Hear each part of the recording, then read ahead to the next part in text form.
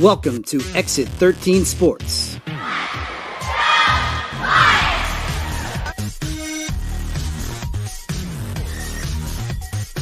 Featuring the youth sports in the Lake Nona area.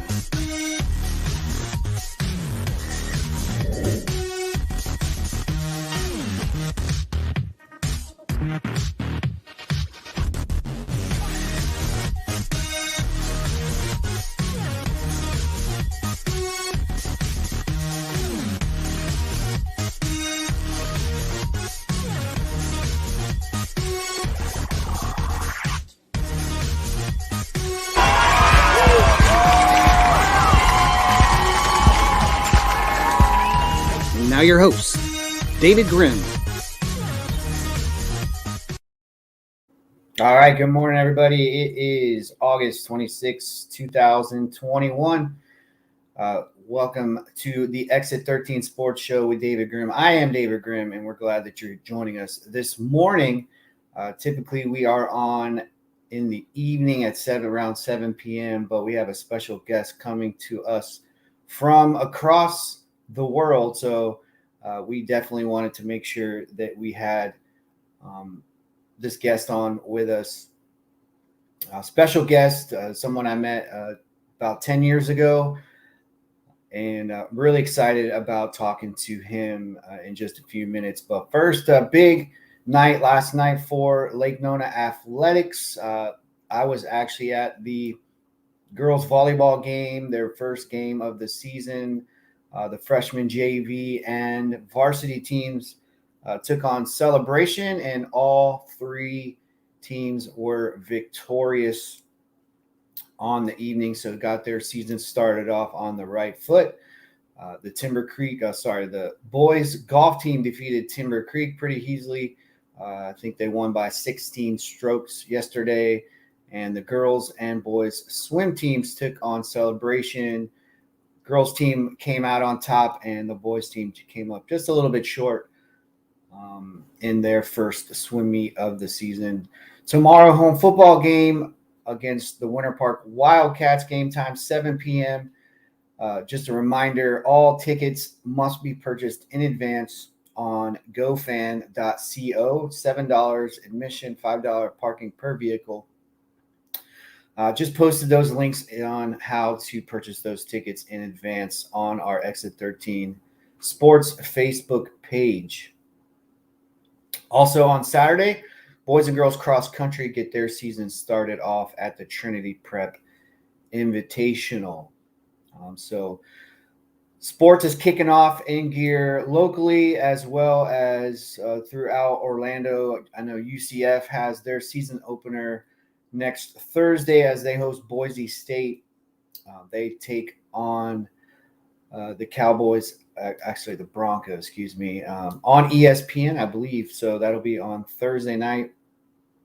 And then I think there's some games this weekend for college football. And then, of course, next Saturday we'll kick off the full slate in the 2021 college football season. Should be exciting.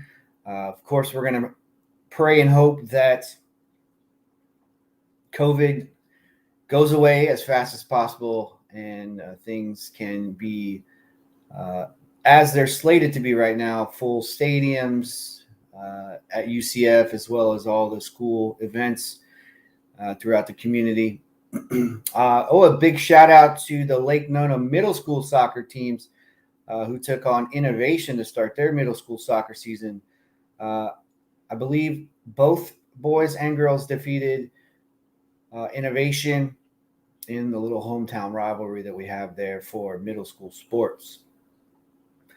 So as always, you can watch us on Facebook at Exit 13 Sports, on Instagram, and then we later put this on podcast. The number one place to find us is at nona.fm. Or you can also find us on the Apple and Spotify platforms, as well as YouTube at Exit 13 Sports. So once again, we have an amazing guest. I'm very excited to have this individual on with us. As I mentioned, we got to meet him in the Lake Nona area about 10 years ago, and it was actually an opportunity to help him become a resident here in our community. We had some events happen at the high school. I'll talk about those in just a few minutes, but I wanted to show you a quick video just to give you an idea of who he is and what he's been through and how much we are to celebrate his successes that he is getting to experience now. So take a look at this quick video.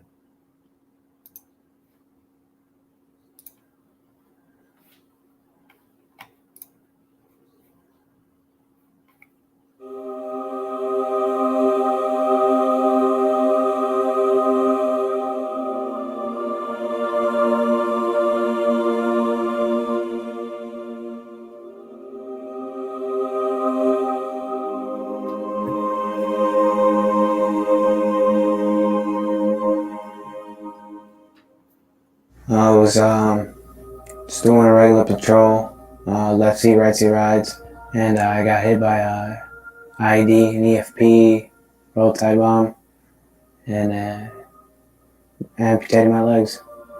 Got medevac from Baghdad to the main cache in Iraq. Later, I was sent to Landstuhl, Germany, where I stayed for a week and a half.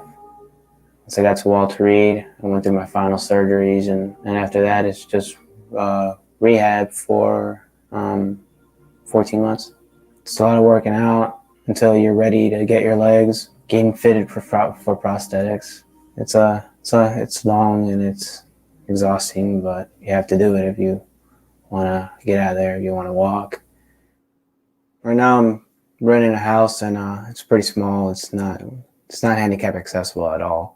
I have problems with just going around in the wheelchair with, in my room, into the bathroom. I can't go in the bathroom. When I'm in the wheelchair, I can't get to any of the top shelves. Can't really cook because the kitchen is too high. There's no ramps or anything. It's kind of complicated, but I guess you get used to it. Just getting the house from Homes for Truths being handicap accessible, I'll be able to go to the bathroom at night without having to, hop on the floor and all that. I'll be able to be in a wheelchair and just be around the kitchen and do what I have to do. And pretty much everywhere in the house, I'll be able to just relax and not have to just put my legs on it for every single little thing that I have to do. Not having to pay a rent or a mortgage is definitely huge. Going to school now and want to get my degree in prosthetics and just work in research and development for prosthetics and to be able to help out wounded soldiers like me. It surprises me that people would actually put in so much effort to get this together, to make this happen. It's amazing, but I'm not surprised. There's a lot of good Americans out there.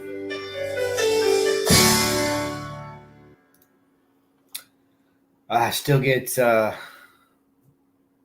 emotional watching that video, but I'm so excited to welcome Luis Puertas, specialist from the U.S. Army, who is a proud Lake Nona resident. Luis, thank you so much for joining us. I know it's morning here, but I think it's about 9:21 over there in Tokyo. You're coming to us live. That's amazing, the technology that we can utilize now. But just so excited to have you here. And what do you feel when you see that video? I'm sure you've probably seen it a million times, but hey, thanks for having me, man.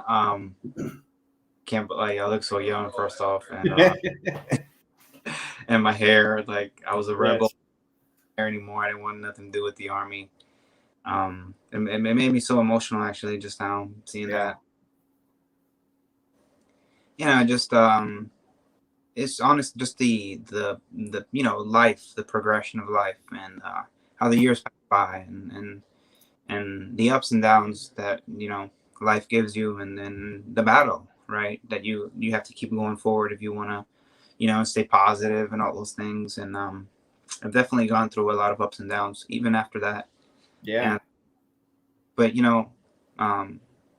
it's amazing just just seeing that video and knowing back then, like I knew it was gonna be great, like having that house, like no mortgage. Who wouldn't want no mortgage? And back then, I didn't get any money, making any money from my retirement, and it's but and looking at back now, the house is so much more than I ever thought it would be because I ended up it ended up giving me this piece, right? Because I picked the house to be in the middle of the woods, deep there in Moss Park, and real quiet. And I remember just one day, as soon as I got to the house, there was no internet, so I had to stream out of I had to get the internet off my phone into the computer, and I'm there in like the first few months in the house, maybe the first month or two, and I saw the Paralympics, like. It, it was the 2020. It would have been 2012, right? Yeah, it was some Paralympic games that I saw, and it surprised me because I saw a guy just like me missing both his legs like me, and so I clicked on it just out of curiosity. I didn't even know the Paralympics existed, and it pumped me up to see somebody just like me running that fast. And I knew I could run, and I always knew I could run fast, and I recovered quite fast, but it just inspired me to run. I like to do that. And I remember just putting out the 100 meters outside of my house and just hitting it and being like, whoa, I'm only like 3.5, 4 seconds away. Like, I don't even train. And it all started there, but I would have never been able to do that if I didn't have that house, right? Because it just, the house brings that peace and that economic stability, to be honest, to put your minds. You don't worry about money, and you can just worry about what makes you happy and what how do you want to when you're gone, what do you want your story to have been, your legacy, whatnot. And I'm so grateful for that house, and now I have a daughter, and she's 8 years old. She's about to be 8 years old, and she always tells me, I love your house, Dad, and there's been so much growth in my person since then. So it's really emotional seeing myself, but just surprising too, because it's as the years pass by, you get older, you don't realize it. And now that I have my daughter, I can definitely tell the years when you have a kid. For some reason, the years are much more heavier, and so yeah, it is quite That's amazing. awesome. Well, Yeah. we were talking before we came on. It's been 10 years. I think it was you said December of 2011 that you got your house. So I met you I think October, and we did the fundraiser in October for Veterans Day, a couple work days at the house, and I've been following you ever since. Saw the birth of your daughter, and as you're growing up with her and going through the stages of life when it comes to being a father, and also started, was following you when you got into the running too. So I feel like I've kind of been a part of your story, not a part of your story, but I've been along with your story as the last 10 years have developed, and it's gone really fast. I mean, 10 years to me now, I'm obviously a little older than you are, but I've been in the Lake Nona community since 2009. I've actually been in Orlando my entire life. So it's crazy how fast life goes. And like you mentioned, when you have a child, it definitely changes the meaning of life. And like you said, it's a lot deeper. And so, but it's awesome. And you have a great story to tell. And I don't know if you are aware, but when I was a high school junior, fractured my vertebrae playing football. And I was actually, lucky, blessed, depends on how your perspective is, but about an eighth of an inch away from being a quadriplegic. So, I see you, and then I see, the soldiers that, have similar stories to you, and then of course all the Paralympians. And it's excuse me, it's always been a goal of mine to make sure that I don't waste the opportunity that I have been given from my injury, and not having it be as bad as it could have been, and to make sure that I always remember to not take things for granted. And one of the things that I always want to make sure is that is try to help people, whether it be helping people in the community that might need just assistance with moving something. It could be help. The minute I learned about your story, there was no hesitation in what I wanted to do. And then, it's just been something that I always wanted to make sure that I did. And a lot of it came with the lessons my mom taught me, because she was always just a giving person. And, luckily I had her as a role model that I could continue that in my life. And so having said all that, so you decided to start training and run. How did you end up in Tokyo? I mean, this is awesome. This is your first Paralympics. You're going to be on NBC. We were talking the other day. I was watching the opening ceremonies, trying to see if you were on there. But as you mentioned, you were busy training, which I know that's kind of the theme of a lot of people. While the opening ceremony is probably an awesome experience to achieve, you're there to compete. And so, when you told me that, I was like, man, that's awesome. He's there to make something happen. So you're in Tokyo, but tell me how's the story go to lead you into this point?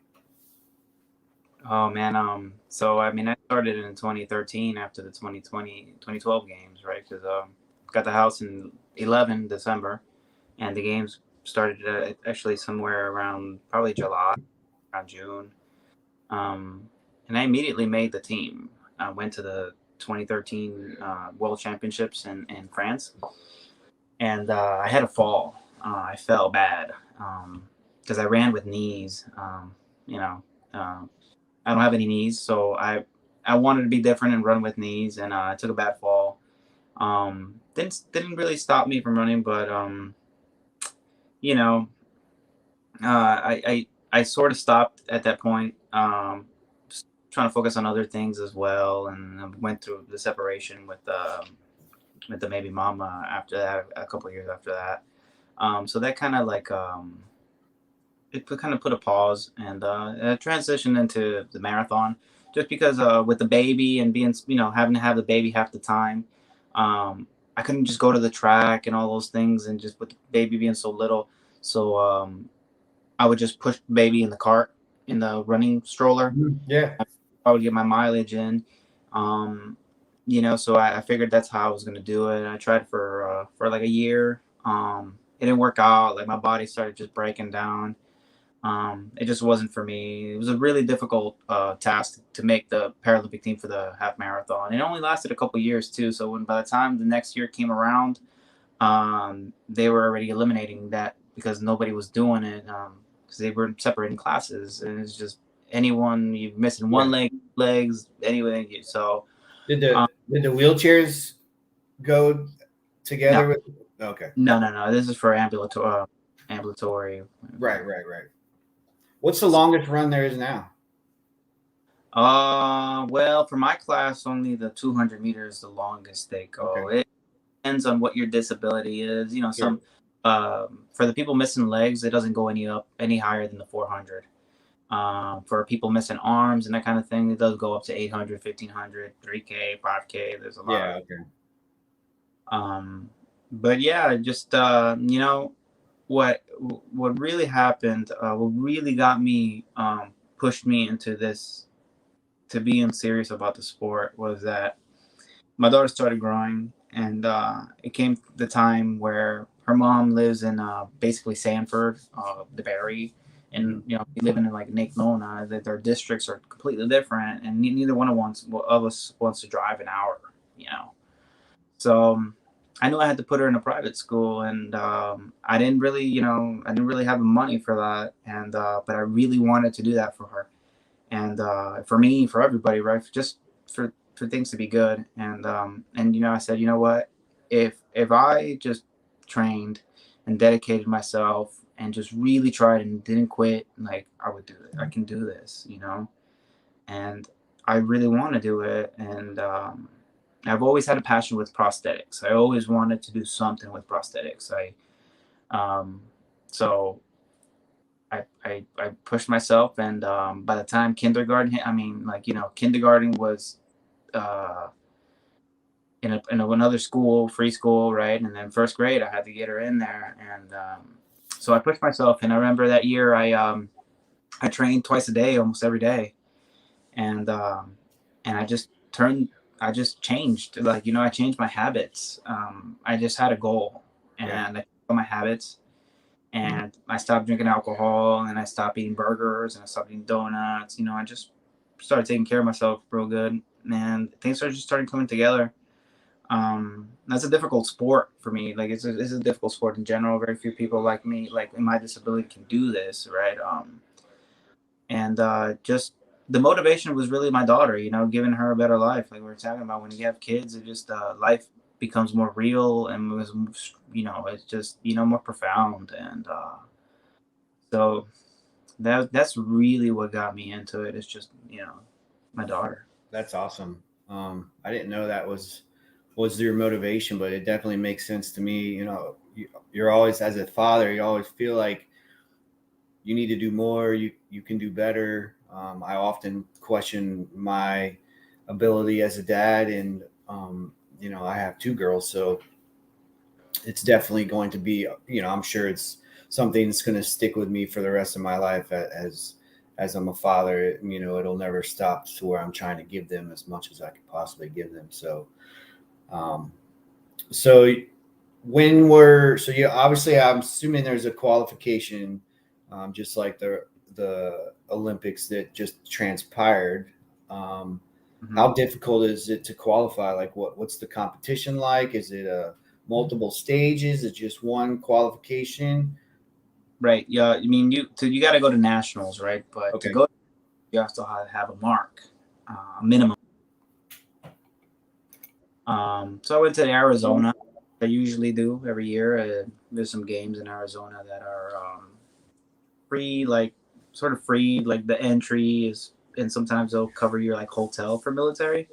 So I tend to do that, just because it can get expensive to do these things, and you can go, and you can lose, and you just lose money and get lost and get demoralized. It's a hard sport, because somebody's got to lose and somebody's got to win, and so that's I went to Arizona, and then we had the Minneapolis where but I was in 2019, was when I really started hitting it hard, and for 2019 I went to the World Championships in Dubai.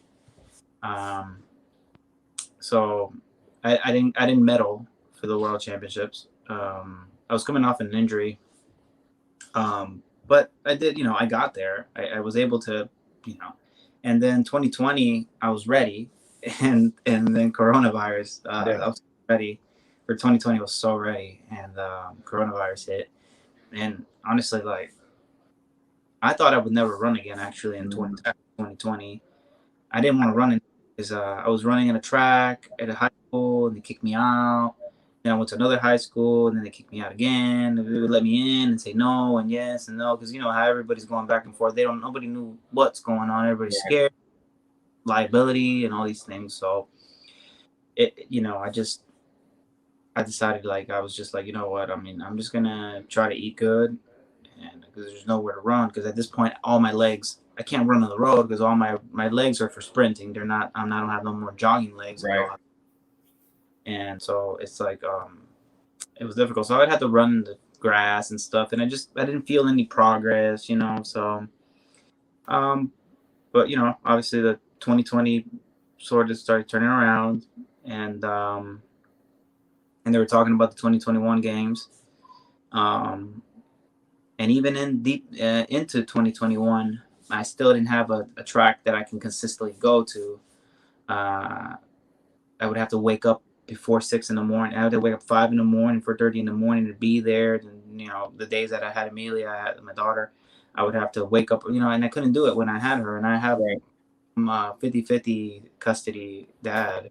Right. So I just, it just wasn't going to work. And you have to do this like almost every day. But luckily I ran into a Team USA teammate at the lab where I make my legs. And she told me about a group of athletes that were working out of a high school, Olympia High School, pop area, and it happened to be that that was my old coach that I had lost contact with from ESPN, Wild World of Sports, where I used to train, and so I was able to, he's an older guy, and he trained somebody else as a coach, and so now he's my coach, Rodney Green. And it's been great, with Rodney. I started training with Rodney seriously. Like, I haven't been with Rodney more than 3.5 months. So I was just self-trained, right? And I don't know what to do. Like, I'm not a coach, and I push myself, but I don't know what I'm doing, and I've learned now with his coaching how to work speed, how to work endurance, and what days. Yeah, there's definitely a science to it all, for sure. Yeah, I didn't know that. I would just go a mile. I'm gonna do 4 laps as fast as I can, and I'm gonna be faster, and I'm gonna get cardio. But it's been great. It's a great group, and they more than anything, it's like there's a lot of motivation, and Rodney believes in me. More than I believe in myself, to be honest. There's been so many times where Rodney says I can, and I'm like, what are you talking about? And and he tells me this, and I do it. And so now he makes me believe, and he doesn't let me slack, and makes me a better human being too, being with my old coach. It's not just all about medals and running fast, but it's also about being a human being and worrying about everybody and all those things. So that's awesome. Well, obviously it was meant to be for you to connect with the old teammate, who then obviously connected you with Coach Green, and give you access to a place to train, and so, and here you are, you're in Tokyo. We call it the 2020, even though it's 2021 Paralympics. And you're going to be competing in the 200 meter, which is obviously a sprint. For those of you who aren't aware, it's about a half of a lap, roughly. So when is your competition? September 3rd. Okay, so that's next Friday, I believe. Yes, next Friday. Well, it'll be in the evening time, so in Tokyo, which means it'll be somewhat in the morning time, so somewhere between probably 9 a.m. to 10:30, depending on how the NBC Sports Channel puts it on the air. So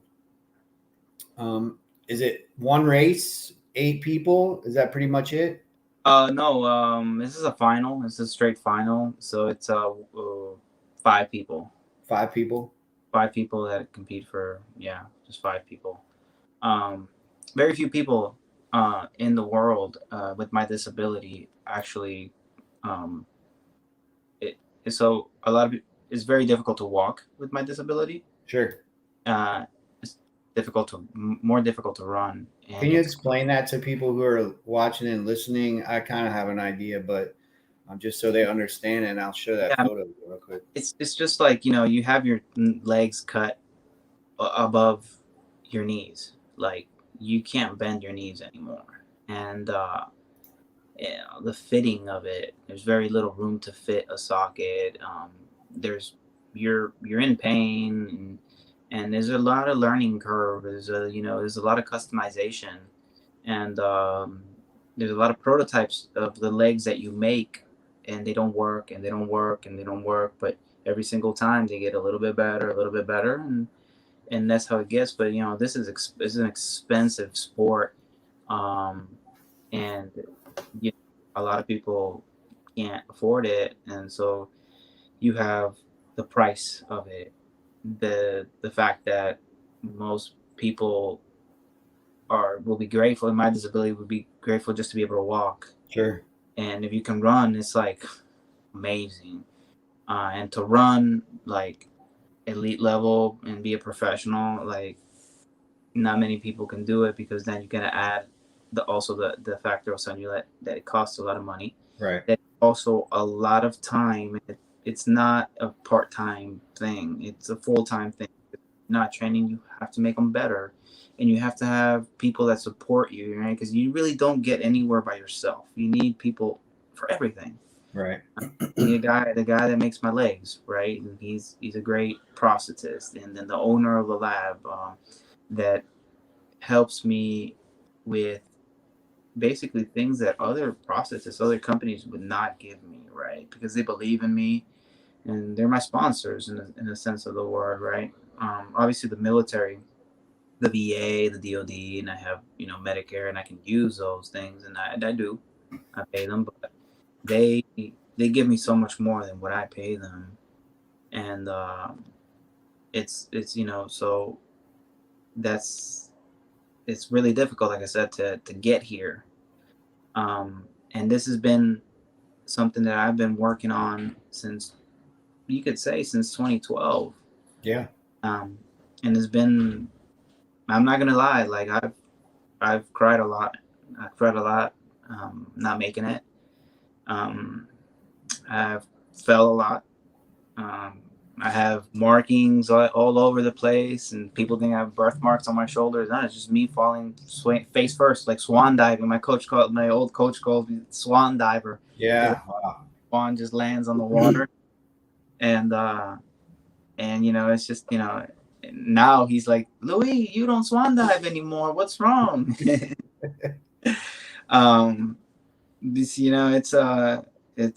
so much.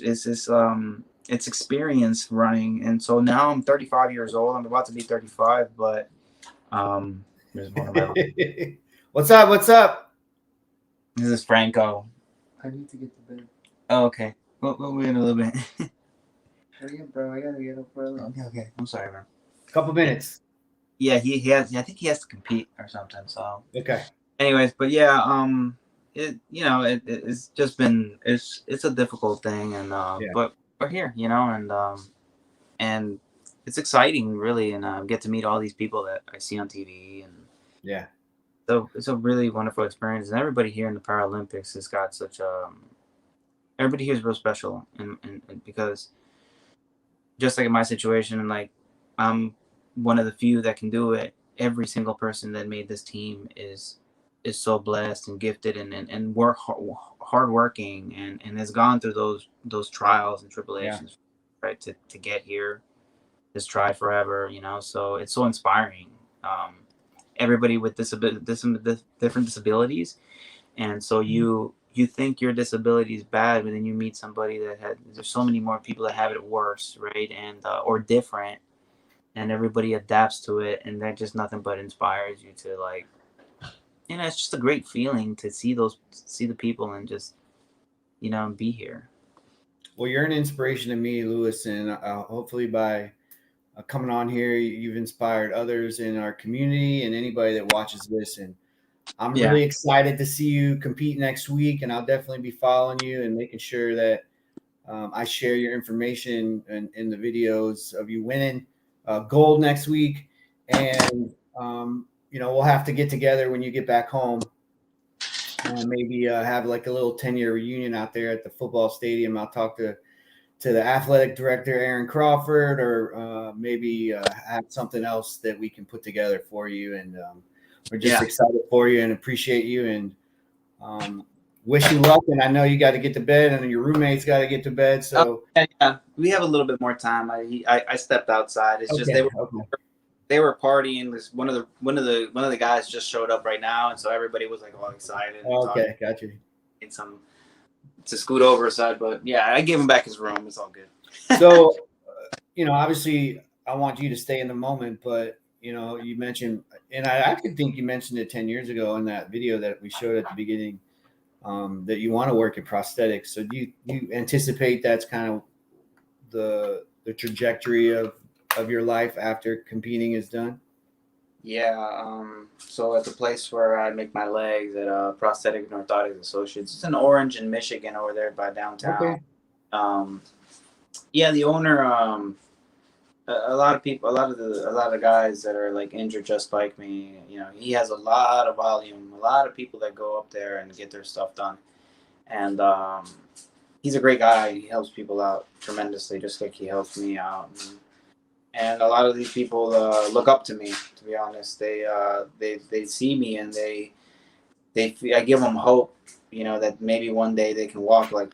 I give them hope that like my personality that I'm always smiling and I'm always I'm always happy, and I just it's something that a lot of people when they lose their legs it's hard to find. It's hard for them to imagine. It's like there's nothing to smile about, and then to see this guy who's just like walking perfect. Yeah. Smiling, and I help people out, and he sees that and has offered me to show me prosthetics and not have to do a degree and none of that, and just work. That's awesome. Vision, and it's definitely something I'm gonna do. But like I told you, I mean, even though I'm 35 years old, in this sport, it's not like in the Olympics where youth. There's experience also counts. That all those years that I made the science part. Sometimes there's physical part, and then there's the science part with the legs. And I've learned a lot about the science, and there's also knowing how to move and being efficient in your movement and learning running mechanics, and so I know that I'm not saying you're done and one and done for sure. Yeah. Not for sure, but yeah. Look, the guy that's always the winner, the champion, still the reigning Paralympic champion, but he does not hold the world record anymore. 18-year-old kid beat him, but he's 45 years old. Gotcha.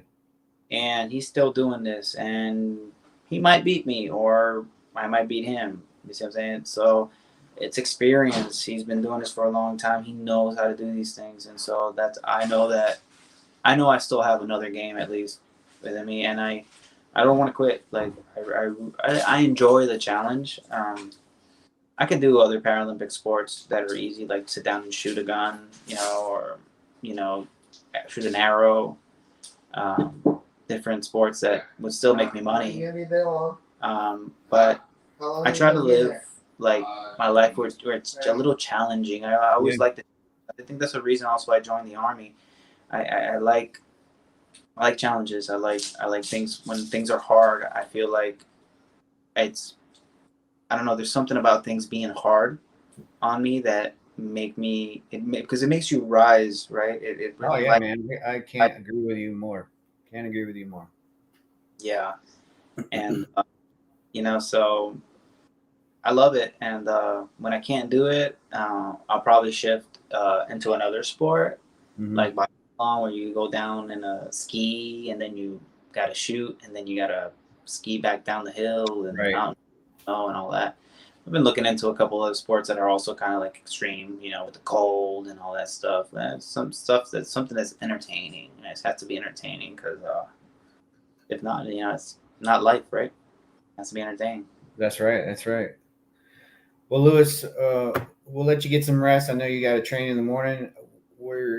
I'm very happy for you and very excited to see you, and I'm honored to say that you're somebody that I could call my friend, and I look forward to seeing what happens next week, and obviously reconnecting when you get back home. I just want to say thank you for taking the time to hop on here so people can learn about you, learn about your story, and we'll definitely be following you next week and sharing that away. So good luck to you and all your fellow competitors, obviously Team USA. I always like to give my guests an opportunity to share words with anyone specific, or it can be broad. So this is your 30 seconds of opportunity to maybe thank somebody or however you want. This is your 30 seconds. Yeah, I mean, honestly, I want to thank all the nonprofit organizations that got me here. You know, Homes for Our Troops, Independence Fund. There's so many that, or the Wounded Warrior Project, Semper Fi Fund, and like I said, the lab, my coaches, my buddy from the Army, who's my sergeant, Richard McCulloch, that stuck with me, been my friend, and supported me through my ups and downs, and um, my family. Um, it's like I said, without people, we really can't get anywhere. We can't do nothing alone, and I appreciate you, brother, because I mean, you were there, donated your time, money, your effort, sweat, and the kids, man. I think about it, those kids that were there, they're probably like 25, 30 years old, they're probably like 25 Yeah, old absolutely. now. And you got to show them something that, that was amazing. Like, I don't ever, to have a house built for free, that's even till this day is it's unreal, and that's just the patriotism, the American people, um, the love, the love that love and the values, that this country has, and it's just, and that's why we're such a great country, just where we just have so much values, and we respect each other. We respect every single one of us, and I'm just grateful. And it's like I honestly thank everybody, even everybody watching, because in some way or form, like, you working, you're paying the taxes that are paying for my legs, in a sense. So, you know what I mean? It's all together. We're all together. The world is connected. We're all one. And I think we also have to, like, remember that, because everything that comes to us, like, we also have to, like, also keep giving it out, right? Mm-hmm. And you did, you gave to me, and it's beautiful. Life is beautiful, and you gotta live to the fullest. We never know when it ends, and like you said, like I always like saying, like, just gotta can't you gotta learn how to run. You gotta learn how to dance in the storm and not wait for the storm to pass, right? Mm-hmm. Just like life sucks, like it's okay, like just keep pushing, and you can't just sit on the sidelines and wait, because you might wait forever. You might die in the process, and you gotta just live it, and live it to the best you can, and try to be positive, because positivity goes such a long way. Believing in yourself, and I think that's my message, man.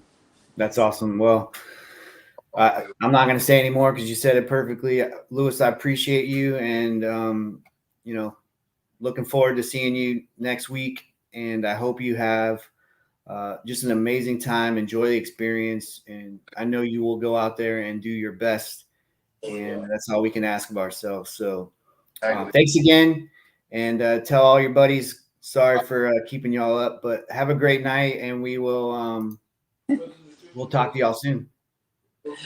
Hey, thanks, David. Appreciate the interview, brother. I'll see you when I get. I'll do my best. Don't worry. I'll send the link when I can. All right, sounds good. See you later. Bye, brother. Bye. All right, so such a great guest, Luis Puertas, Army specialist, Luis Puertas, Lake Nona resident. He is in Tokyo for the 2020, quote, 2021 Paralympic Games, competing in the 200-meter sprint. That'll be next Friday, September 3rd. So we'll be sure to share that information. So if you do want to watch Lewis and cheer him on from back home in the USA, you'll have that information. Of course, it'll be on the Exit 13 Sports page. And we're thankful that you watched this today or listening on podcast for this special edition with Luis Puertas.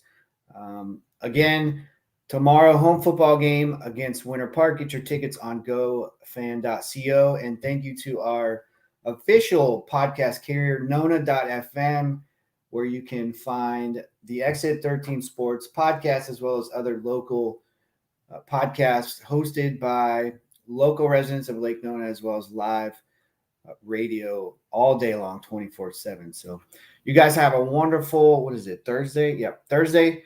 Have a great day, guys.